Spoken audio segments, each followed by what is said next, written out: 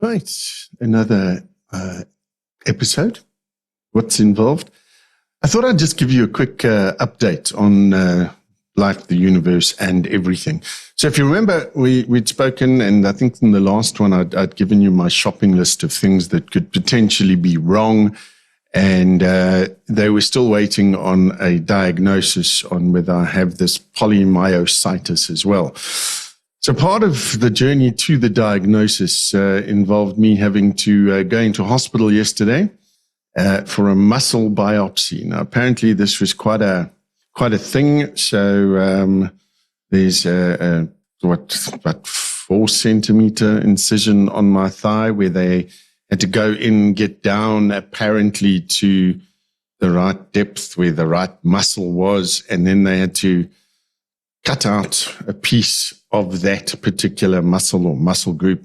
And it had to be 1 centimeter by 3 centimeters. So centimeter wide, 3 centimeters long. They had to send it, then they had to cut it, they then excised that, and then they had to cut it into 3 bits and hand it off to the people from the pathologists that were waiting in the operating room. And then it had to get rushed off to go and do whatever it is and whatever wizardry they perform, which should, and I say should, theoretically, get me a diagnosis on that. And this is one of those things where you kind of go, I kind of hope they do get a diagnosis, so at least I know. But then on the other hand, you're going, I really don't want it to be this polymyositis because, well, it's just not fun. And adding another autoimmune to my growing collection is really not something that I want to look forward to. But the amazing things is and I always like to observe and watch. And, when you go into hospital, you often see people at their worst, and we take the nursing staff and the doctors and everything for granted. I went to a different hospital yesterday, one which the one I normally go to, one specific hospital for most of the stuff and the polygam treatments, etc., etc. This one, however, was different. I believe it was because he was an orthopedic surgeon and one of the very few people that could perform this particular type of muscle biopsy. So off I went, booked in, and they said to me, it's not like a long operation. You might be in the theater for about an hour or so. And then when you come back and you're out and you've recovered and you can, kind of remember your own name, you can go home. So I was there at 6, and I think I went into the theater at around 8:15. But for me, while I'm now lying on the table, all the bright lights, they're now busy giving me the anesthetic, etc., etc. I look around the operating theater, and here I see these two poor ladies from the pathologist waiting in anticipation to take my sacrifice of living flesh and go and take it down to the labs. And the look on their faces, they were like horrified. Obviously, they'd never done this before, and they'd never been in a theater when a surgery was being performed, and then had to sort of take the sample as such and rush it into a lab. And as I'm going under, I remember looking at these two poor women, and I thought, well, there's a first for everything, and whatever you guys do, please don't trip and fall, because I'm not doing this again. So anyway, off they went. I went to sleep, woke up, and sort of as soon as I was able to, I was like, right, I'm out of here now. And got Helena to come and pick me up, and we came home.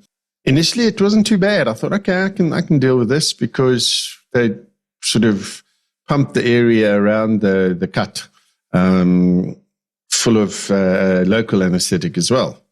And I was wondering why they'd given me all these painkillers and anti-inflammatories, etc., etc., right up until I woke up this morning and I saw that my left thigh looked the way it used to look, and not like a little stick. And that was mainly due to the swelling. So now I've got one sort of normal, because it's all swollen, looking thigh, and one little stick thigh.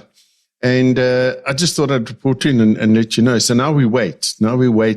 And we see what those results are. And I think, I don't know if I mentioned, I mean, we know this, that my brain is like porridge at the best of times. But I think I mentioned a friend of mine who let me know, or maybe that was on Facebook, I think it was, that she'd gone to the doctor and out of the blue, they detected breast cancer and she's going to have a double mastectomy. And she said to me, she said, the worst part for her is the waiting and the not knowing. And I think that's true. It's that waiting and that not knowing and that anxiety all the time. And of course, all of the mental issues. So if you haven't checked out what I'm doing on Facebook, just go and have a look at Watts, Watts, involved, or David Watts. I think David Watts is probably the better one. There's been quite a lot of interaction on Facebook, and I love that. And I encourage that because I think in today's world, and you might be one of those people, there's just so many of us that are going through so much stuff. And it doesn't have to be physical like me, mental, emotional, spiritual. And we don't talk. We don't discuss what's going on with us or how we feel. And we sit in our little corners and we all feel totally alone and we feel lost and abandoned.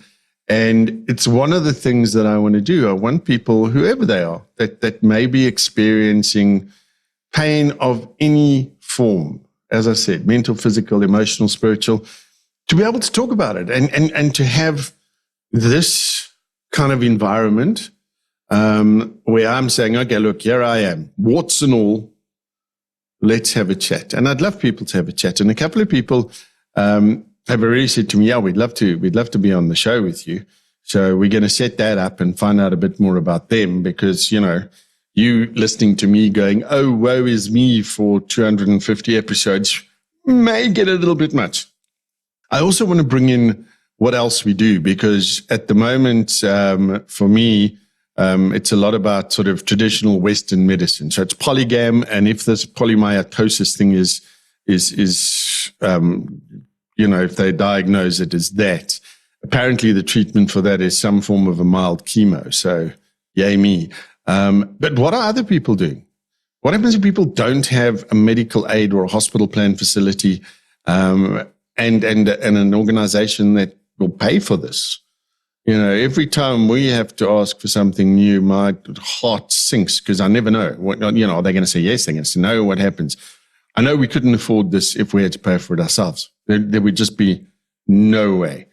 And we already are, in terms of our business, not being as successful as I'd like and as we would like, purely because I'm not able to contribute as much. So I want to talk to these people and I want to find out how to fix them and what we can do. What are the other things that you can do? I've heard a lot of stuff about oxygen therapy, for example. I've heard a lot of talk about vitamins and what vitamins you should use or herbs or this or that or the next thing. I've heard a lot about mindset. I've heard a lot about meditation. From my side at this stage, meditation is certainly one thing I do. I use it for two things. Number one, to try and switch my brain off at night so I can go to sleep without too much pain. And the other one is just to kind of clear my mind and just try and get into a better mindset because it can go up and down. I mean, I can go from feeling like, all right, today I've got you I have got today, to feeling like I want to lie on my bed in the fetal position and listen to depressing music with the blinds closed and just feel sorry for myself. So those are the kind of things we're going to be talking about. As I said at the beginning of the video, just want to give you a bit of an update as to what was happening with me and this whole muscle biopsy. Oh, and then also the bit I forgot to mention, our office is downstairs. So if you have a look, and you can no doubt see in the pictures behind me, you can see the animals are wandering around, and there's all sorts of things, mainly lots of fish tanks. We might talk about that at some stage. But it's downstairs being the operative thing. I got up this morning and decided I need to do this. I've got another online meeting a little bit later on this morning, and sort of hobbled my way out here, and then realized, hole in the leg, fresh surgery, walking downstairs, not so much fun. Anyway, the tractor's arriving outside, which is probably a sign that I should sign off. So to each and every one of you, listen, thank you. If you like what you hear, there's that whole like and subscribe thing. Please do that. It'll certainly help me and hundreds, if not thousands of other people. Take care. Look after yourselves. Be kind. We'll chat soon.